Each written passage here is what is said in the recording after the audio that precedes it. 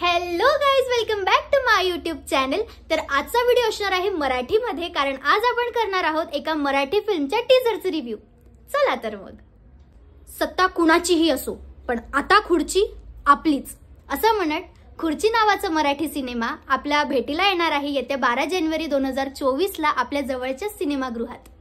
तर मूवीचे टायटल आणि टीजर बघून असं वाटतंय की ही मूवी पॉलिटिक्स बेस्ड असेल। सो पर्सनली मी खूप एक्साइटेड आहे फिल्मसाठी, कारण ह्या फिल्मच्या टीजरनी मला खूप कन्फ्युजन मध्ये टाकलाय। कारण आधी आपल्याला टीजरमध्ये अक्षय वाघमारे जेलमध्ये दिसतात आणि त्यांच्यासोबत एक मुलगा पण जेलमध्ये दिसतो। तर साहजिक आहे की तो मुलगा अक्षय वाघमारेचं बालपण प्ले करत असेल।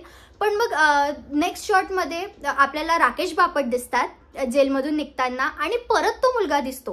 सो आता कन्फ्युजन क्रिएट होतं की नक्की हा मुलगा कोणाचं बालपण प्ले करतोय, अक्षय वाघमारेंचं की राकेश बापटचं, की हा कोणाचं बालपण प्ले नाही करत आहे। हे तीन वेगळे इंडिव्हिज्युअल्स आहे। कारण लास्ट मध्ये आपल्याला हेलिकॉप्टर दिसतो, विच इज वाव, कारण मराठी फिल्म इंडस्ट्रीमध्ये हेलिकॉप्टर खरंच खूप मोठी गोष्ट आहे।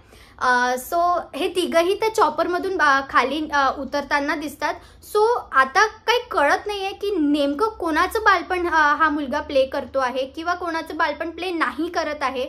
सो खूप कन्फ्युजिंग होता हा टीजर आणि असायला पण हवं, कारण ऑफकोर्स जर टीजरच एवढं एक्साइटिंग आणि इनोव्हेटिव्ह असेल आणि खूप गोंधळात टाकणारं असेल तर ती फिल्म कशी असेल।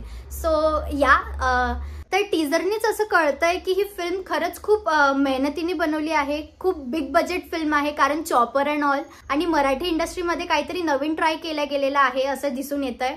So big shout out to directors Shiv Mane आणि संतोष हगवणे यांना। खरंच खूप छान ट्राय केला गेलेला आहे आणि आय एम शुअर की मूवी पण कमाल असेल। So I am pretty excited and eagerly waiting for 12 जानेवारी। तर माझ्या मते आपण सर्वांनी थिएटर्समध्ये जाऊन ही फिल्म बघावी आणि यांना सपोर्ट करावं।